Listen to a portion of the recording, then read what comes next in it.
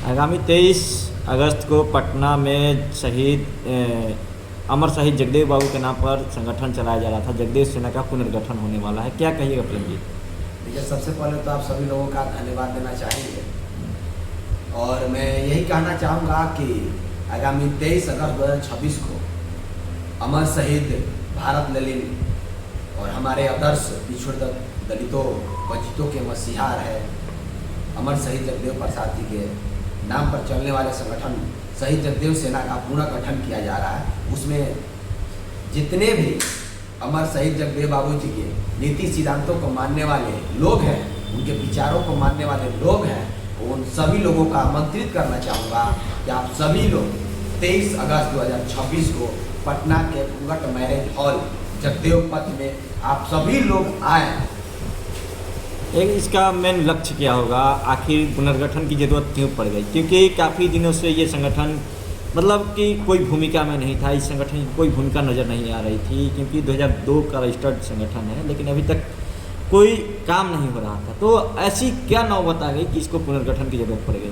देखिए, शहीद जगदेव सेना जो है वो 2002 से देश की राजधानी दिल्ली में रजिस्टर्ड है और काफ़ी उस समय काम हुआ, लेकिन बीच में फिर कुछ कारणवश से वो काम जो है वो स्थगित थोड़ा बहुत हो गया। लेकिन पुनः गठन इसका किया जा रहा है क्योंकि अमर शहीद जगदेव प्रसाद जी का नीति सिद्धांत था पिछड़ों दलितों वंचितों के हक अधिकार के लिए, उनके मान सम्मान के लिए जो उनकी लड़ाई थी वो काफ़ी हद तक पूरा हुई है। लेकिन आज भी कहीं ना कहीं जो उनका नीति सिद्धांत था, उनके सपनों का जो बिहार और भारत बनाना चाहते थे, जो समाज बनाना चाहते थे, वो आज कहीं ना कहीं समाज पीछा है। अभी 100% पूरा नहीं हो पाया है। उसको पूरा करने के लिए शहीद जगदेव सेना का जो है पूरा गठन किया जा रहा है। और मुख्य बात इसमें यह है कि जगदेव बाबू बोले हुए थे कि हमारे शोषित वंचित समाज के लोग एक पहली नज़र आप अपने रोजी रोटी पे और दूसरी नज़र आप सभी लोग राजनीति पे रखिए, क्योंकि सारी दरवाजा राजनीति से खुलती है। तो हम लोगों ने राजनीति पे अपना नज़र तो गड़ाए रखा, लेकिन कहीं ना कहीं आज भी जो लोग राजनीति पे नज़र गड़ाए रहते हैं वो अपनी रोजी रोटी पे नज़र नहीं गड़ाए रख रहे हैं। कारण क्या है? वैसा प्लेटफॉर्म नहीं मिल पा रहा है कि आर्थिक रूप से मजबूत हो।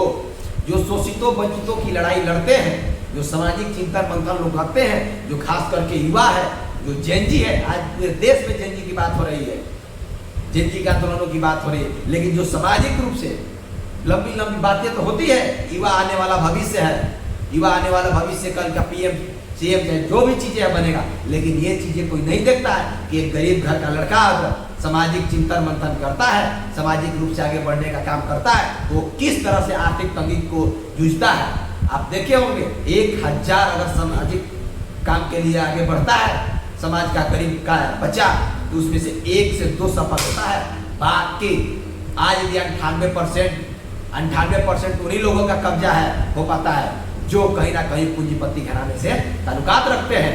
कारण क्या है कि एक हद तक जो जुनून रहता है कुछ करने का, उस समय पूरा अपना समय जो है वो लगा देता है सामाजिक रूप से सशक्त करने, समाज को मजबूत करने में। लेकिन एक समय आता है जब उसके ऊपर अपने परिवार की जिम्मेदारी आ जाती है, शादी हो जाता है, ब्याह हो जाता है, या मम्मी पापा का। तो कैसे आप लोग मजबूत कीजिए? आप लोग मजबूत कैसे कीजिए? वही आपको बता रहे हैं, मम्मी पापा का जिम्मेदारी आ जाता है, भाई बहन का शादी करने का जिम्मेदारी आ जाता है, तो वो कहीं ना कहीं टूट जाता है और फिर राजनीति से दूरियां बना करके अपनी रोजी रोटी के तलाश में वो लग जाता है। जबकि उसमें संपूर्ण क्षमता है समाज का नेतृत्व करने का, लेकिन आर्थिक जिम्मेदारी के कारण वो समाज रूप से दूरी बना लेता है। उसी को हम लोग दूर करने के लिए पूर्व केंद्रीय मंत्री नागमणि जी ने यह निर्णय लिया। हम लोगों ने उनसे कहा कि आप ऐसा विकल्प बनाइए, आप चारों सदन के नेता रह चुके हैं, आप विधायक रह चुके हैं, MLC रह चुके हैं, सांसद रह चुके हैं, राज्यसभा सांसद रह चुके हैं, केंद्रीय मंत्री, बिहार में मंत्री रह चुके हैं।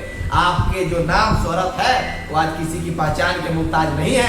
आप हर पद पे जा चुके हैं जहाँ पे एक लोगों का सपना होता है, बड़े बड़े लोग आप वाले देश के ऐसे नेता हैं जो चारों सदन गए।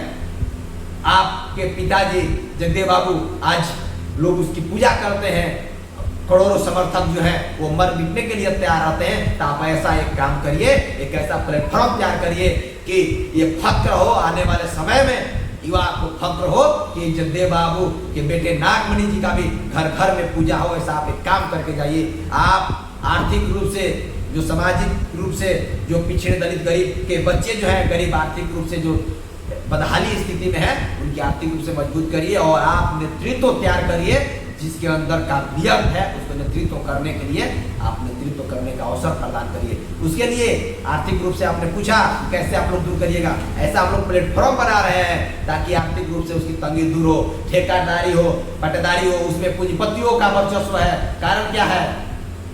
कारण यही है कि वो उसको सही दिशा नहीं मिल पा रहा है। वही सही दिशा हम लोग देने का काम करेंगे और ये जगदेव सेना का गठन इसीलिए किया जा रहा है। तो कितने लोग जुटेंगे 23 तारीख को? हजारों लोग आ रहे हैं, सभी लोगों को आह्वान किया जा रहा है। लेकिन इसमें क्या है कि वही आएंगे लोगों को, ये आम सभा नहीं एकदम बुलाया जा रहा है। इसमें जो इम्पोर्टेंट लोग होंगे वो शामिल होंगे और जिम्मेदारियां दिया जाएगी, ठोस निर्णय लिया जाएगा कि कैसे क्या किया जाए। इसमें विचार मंथन भी किया जाएगा कैसे आर्थिक रूप से मजबूत किया जाए। इसके बाद अंतिम निर्णय और फैसला लिया जाएगा। चलिए।